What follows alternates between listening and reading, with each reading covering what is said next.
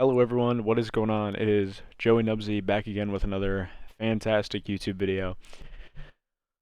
So today I figured we go along on the train of what I've been doing, which is just talking about questions I get asked, things about life in general. Coming in here with the second video now. I feel just like the Paul brothers, David Dobrik. I feel pretty similar to them now. So we're gonna jump into this next video, and this topic I get asked a lot, about a lot rather, in my stream. And I figure I might as well, take it down in a YouTube video, something to just document and put on the internet forever. And that is going to be how I got my start in coaching. So, for those of you that don't know, I assume everyone is here from my Twitter, but just in case in 5 years people stumble across this because I'm buying Lamborghinis for my friends, what I currently do is I'm the head coach for the Seattle Surge team in the Call of Duty League franchise. So, I guess I worded that wrong. A franchise team in the Call of Duty League. That probably sounds better. uh, so yeah, that's my occupation. So let me kind of backtrack and talk about how I got my start doing that, because I feel like a lot of people ask because they're genuinely curious. A lot of people ask because they want to roast me. So I figure best way to go about it is to go back and describe almost the entire process, in a short amount of time as possible, to not make this a 40-minute YouTube video, because it could be 5 hours long, but I'm going to try to sum it up into a short little video. So we're going to start back in 2018. For those of you that don't know, I did actually compete as an amateur in Infinite Warfare and World War II, both of those seasons. I was bad. I was never really stupid. I feel like I always understood the games pretty well, and I was friends with professional players going into IW, so like I had people to talk to and like outside resources to like help me, which a lot of people are not blessed enough to have. But I just didn't shoot straight, and to be honest, when I got on LAN, I'm one of the few people that are willing to admit this probably, I got pretty nervous. I would kind of just forget everything that I had learned and practiced online, and I would try to be, as vocal as possible to my team, but realistically, I wasn't shooting too straight, and I probably wasn't too great of a teammate at times too. So those 2 seasons were relatively unsuccessful, never really did anything with that. But at the end of the World War II season, at this point I was really good friends with, I had a really good like core circle of friends.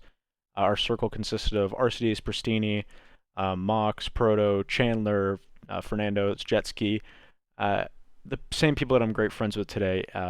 We were friends back in, IW, going to like World War II era. So, in World War II, after the Anaheim event, which was the last one for amateurs that didn't qualify for champs, naturally I didn't. I was terrible.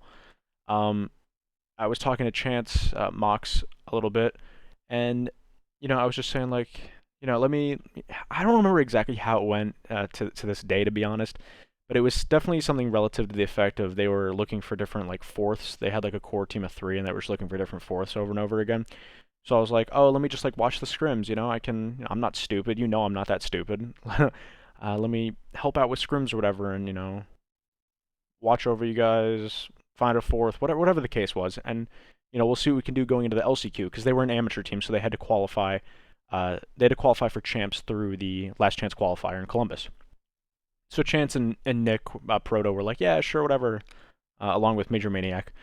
So eventually settled on the team under Elevate was Major Maniac, Mox, Proto, and Spacely. And going into the LCQ, I helped out with some preparatory work there as just like an analyst. Qualified. Definitely did not need my help for that. They qualified super easily, beating 2 teams. One, I don't even remember the teams this day. I'm usually really good about remembering matches, but I don't remember those 2 teams. So qualified through the LCQ super fast, and then qualified for champs. The pool we got thrown into for champs was the last pool of the tournament, or the last pool of the groupings. It was us, Optic, Supremacy, and Evil Geniuses. So going into the pool, our Elevate team was projected to get like 3rd, right behind or right ahead of Supremacy. We were, Optic was projected to get 1st, EG was projected to get 2nd. So we went in, we were like, okay, I'm just gonna, let you guys do your thing. And scrims, I rarely, piped up during scrims all that often. Kind of let them do their thing. I would say things here and there to like Nick and Chance, because I was like super comfortable talking to them, and I was, probably a coward, so I would only really talk to them. But most of the work I did was just analyst work, just super preparatory things for the tournament, getting breakoffs for the other teams. A lot of numbers, a lot of graphs and sheets and things like that. Just math. So going into champs, like I said, we're projected to get third. We played Optic first, lost to those guys, lost 3-1. Ended up taking USS Texas S&D. Shout out Mike, shout out Chance. And then ended up beating Evil Geniuses, who ended up winning the whole thing, and then beat Supremacy. Optic obviously had their, Berlin, Hadrian, all the Great Walls have fallen. So they ended up losing, and we got out of the pool at, we must have been second seed getting out of the pool. Or, yeah, I don't know. I assume we were probably second seed going out of the pool because we played LG first in winners, ended up 3-0ing them. 3-0'd LG. Nick went big in the CTF. Beat those guys in winners, moved on, lost to TK, beat Vitality, lost to FaZe, so lost to literally 2 of the top 3 teams that finished in the tournament. And I knew at that point something really clicked for me. When my team there, which I didn't even call them my team at that point, I felt like I was just helping some friends out. When that Elevate team lost, that was like the most frustration and disappointment I had felt, and that was like the most passionate I had felt, way more compared to when I was actually playing. I cared way more. It just hurt more to lose that, and like, seeing that team win matches just felt way better. So I realized kind of where my passion set. So going into Black Ops 4, I was kind of undecided on whether or not I wanted to give being an amateur another try, or finding a team to coach. Pro coaches coaches for pro teams weren't really a thing going into that. There were a few teams that had them, but it wasn't a ton. It was most teams, but I think it took a lot more players to retire and kind of like step into that coaching role. So like going into the very beginning, it wasn't a really popularized thing. But I ended up wanting to coach a team of the original team started out as Pander, Exotic, Godorex, Parasite, and Theory. Exotic sketched on us before roster lock. Shout out John. So we ended up playing with Andy Lacefield. Going into Vegas, that was a fun event. We got like top 16, lost to like Red and Splice and Optic. Top 16 there, but then we were going to the PLQ. So at this point, I had to make a decision. This was the first time in my coaching, and I had just gotten into this coaching role.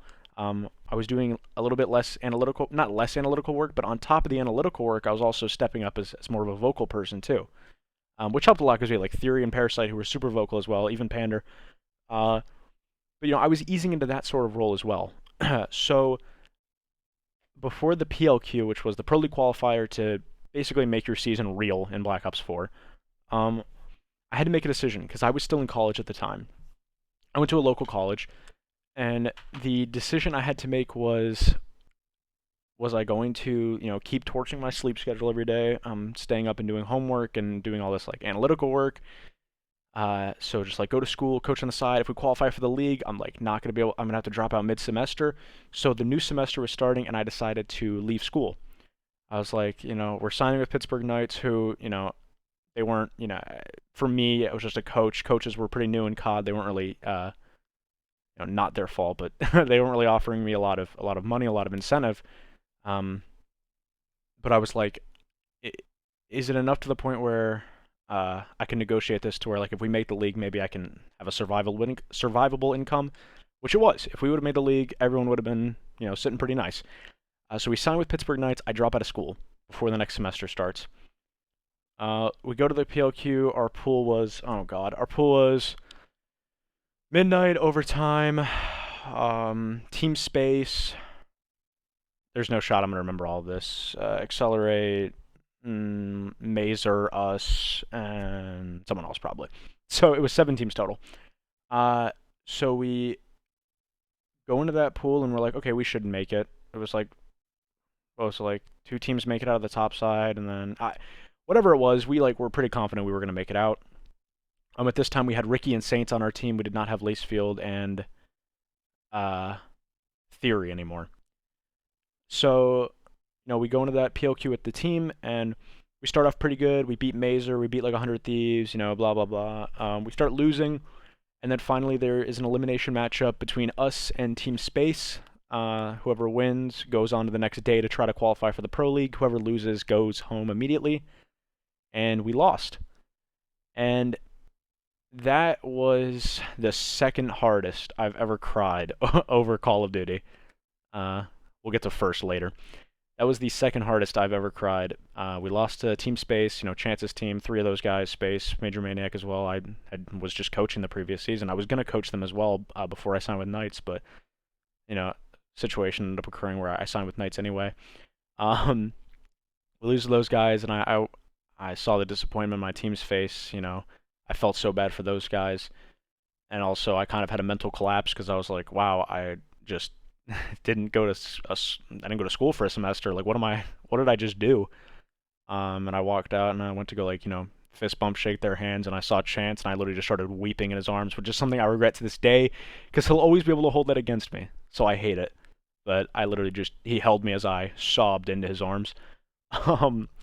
So then after the PLQ, I tweeted out, I was like, yeah, if any, it was a long shot tweet. I was like, if any Pro League coaches or if any Pro League teams rather need a coach, just let me know, I guess. I did have a potential option that didn't end up working out because someone else took the position. That's something no one knows, but we won't get into all that. That could have been something cool. But I'm really happy with how I landed in that season. So in the next 2 weeks after the PLQ, I was kind of panicked. I was like, what am I going to do? And Spacely almost hit me up immediately. And he was like, hey, look, come with us. Roll with us. And I don't remember exactly what his DM was. You know how Mike is.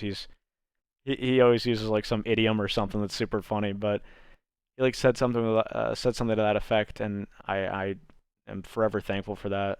No matter what me or that team may have done to his career or, the situation that we put him in, he put himself in, it doesn't matter. I will always be thankful for Space and what he did for my career. Not just once, but 2 times. So under that, I joined with Team Space, and we're looking for an organization. And then they're naming off all these random orgs and things like that. I'm like, oh, these all sound great. I literally don't care. Do whatever you guys want. And then finally one night we all joined a TeamSpeak, and Space and Chance were like, okay, yeah, we're gonna go pack our bags real quick and we're gonna go fly to LA tomorrow and talk to this org. I was like, what? And they literally flew to LA just on a moment's notice, and they ended up going to the Gen G facility to meet with those guys and talk with them. And they're texting us literally right after they got done. They texted this is who we should be with. These guys are gonna give us a home. So we all signed with Gen G. Going into that, always a shout out to Gen G. Those guys are an incredible group of people over there. What they do for the gaming world, in and out, their humanitarian policies, what they do inside of games, they're just an amazing group of people and such a great organization. I'll always consider them family. So we're signed with Gen G. We go into the first event. Not first event. Sorry, we got to backtrack a bit more. I don't want to make this video too long, but I want to describe how it's all been, the roller coasters. So we go into the Pro League, we go 6-1, lose to Midnight. We're like, oh my goodness, what a shame. But we went 6-1, so we were happy. A lot of drama was going down with Midnight and the organization itself, so I got the inside scoop very early on that some of their players might be free. And at this time, we were just unhappy as a team, which sounds weird because we were 6-1, but we just had this overbearing feeling that we weren't going to be able to improve as fast as some of the other teams were going to. So I invited this little kid into a TeamSpeak, and I said, hey, join this TeamSpeak. Let me ask you about your situation and see what's going on. And I talked to this little boy. I talked to this kid for 2 hours, and I'm like, wow, people are wrong about this guy. He's a stand-up kid. And that was Envoy. And we asked him later that night if he wanted to join on, and he was super nice, super hyped up. So we brought Dylan onto the team, which turned everything around for us. We go into the first event just a few weeks later, Fort Worth, with Dylan. We get top 8. Not great, but we lost to the eventual winners of the tournament. So shout out to Rampart too. I'm joking, kinda. So Fort Worth, we get 8th. We go to London, first time out of the country. It's an amazing experience. We get 6th. Uh, Heading into Anaheim, um, blah blah blah, whatever. We weren't like doing too great online, but we get second. We lose to 100 Thieves 3 times. That's it. We get second to those guys, and honestly, I wasn't even like too bummed out about that. I was obviously extremely disappointed because like second's not first, but our map pool against them was super bad, and there was probably like I kept describing to the team even after the tournament. I was like, guys, look, we could have played them 100 times. We're gonna beat them maybe once or twice. Like the map pool against them was just so bad for hardpoint, and they were a super strong control team as well. Um, so yeah, that one was chalked. Anaheim got second. We were pretty happy. Did our little Nagafins basically swap somewhere between there at the one of the league splits. Ended up coming back on with Jared, and then we were like, all right, let's go to Miami. Let's work hard here. Went to a boot camp before Miami. I think Optic hosted that. Um, we did okay at it. Definitely didn't do great. But, we do the boot camp, and we go to Miami, and we're just, like, frying. Everything feels really on point. Colt had, like, an amazing day one, and I think it was, like, an amazing day one. Everyone played great the whole weekend, but I remember Colt in specific had, like, an incredible day one. And we're just, like, storming through this tournament. We eventually lose to what do we lose to, like, United to drop us into losers or something like that. And then, we're playing through and playing through. We eventually meet in the grand final with United, and we're in losers bracket. We come out into the first best of 5, and we 3-0 them, even after a replay in map 1. We come out and we 3-0 them. Going into the second best of 5, I was super excited. We got Seaside Hardpoint as our map 1. We were running around the venue yelling Seaside Hardpoint. Clay to this day just makes fun of me for that, but it's all good. I don't even consider that real. Chance loaded in, his controller is broken. Mentality was just chalk for the rest of that map. Throw it away. We tried to ask for a replay. Didn't get one naturally. All good. Never going to forget that, but it's okay. And then there was just such a vibe reset after that. And like, I feel like we just weren't in the right headspace anymore to take on the rest of those maps. End up losing the next 2 and getting 3-0'd in the second best of 5 to get second again at Miami. And that is the hardest I've ever cried over Call of Duty. It was like devastating, to work so hard as a team, to watch like this team grow over that amount of time, and then just get second again. It was like a huge slap in the face, especially when we were right there. Like we really felt like we could have won that tournament. So we get second in Miami, but we're like, okay, whatever. We got champs coming up. Let's regroup. Go back home for a few weeks, and then we're like, okay, let's boot camp at the Gen.G facility. So we boot camp at the Gen.G facility. We have 100 Thieves, Reciprocity, and United come out. Super bad boot camp. It was hosted great. Food was good. The setup at the Gen.G facility was awesome. We just played really bad, and like we were getting smoked so bad. Not bad enough to the point where we thought what was going to happen would happen. So we go to champs. Champs started about 11:30 in the morning. We were out of the tournament, I will never forget, at 4:44 p.m. We lost to Fuego Gaming. LOL. We lost to Team War, who was better, and we were out. It was that easy. We were out in 5 hours. We were out of the tournament. Biggest upset, I would say, in Call of Duty history. We were the second seed going in. We got dead last. And people can blame that on whatever they want. It came down to a lot of things that people will never really understand because, what's the point in talking about it? We got last. We may not have been grinding as hard. There may have been some complacency. We may have just gotten smoked. Maybe we got exposed for not being a good respawn team the whole year. Whatever the case may be, we didn't win. We didn't do well. We had a bad day of COD, and it was the wrong day to have a bad day. So we're out of the tournament. Going into that, I was like pretty scared because I didn't know what was going to happen. I was like, franchising's coming up. Let's see if I get a spot. Offers did end up coming through. Finally, going into the off season, I settled with Seattle because I really wanted to work with Sam a lot, and Slack had approached us, or maybe Sam approached Slack.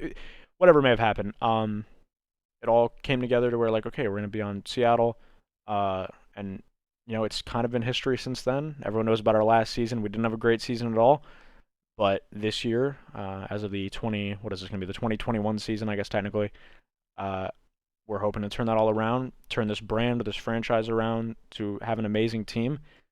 And I'm really excited because I like my team a lot. I think this team has a great work ethic. We have all the pieces. I'm just really excited.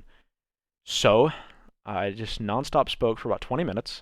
And I hope that kind of gives a good view into what has been my career so far leading up to it. There's probably a million details that I left out, but it's okay. Because if anyone has any questions, you can always ask me. I stream relatively often. You can come in there and ask. I'm always willing to talk about pretty much anything. Um, but I think like the biggest thing with my story and something that I always try to preach to people is that life can change really fast in a lot of different ways, negative and positive. And it's about taking those approaches towards the negatives and positives and having some amount of control over those and turning them into something. Because there were a lot of times where especially on that Gen G team, and especially last year, where like we easily could have just chalked it up, and maybe a few times during that we did just kind of chalk it up and say like, look, we're just not a great team or whatever it may be, but we pull ahead, we go again, and always have a positive mindset. So this year we're trying to make it different, try to do something really special here because we have a special team. So. I appreciate everyone tuning in. I hope that answered some amount of questions, gave you a decent background on me. Yeah, if you have any questions, just let me know. Go ahead and dislike the video. Don't really care. Yeah, comment anything you want, and I appreciate you guys tuning in. Let me know if you have any video suggestions in the bottom. I'm always willing to make a new one. Yeah, I appreciate it a lot. So I will see you guys later.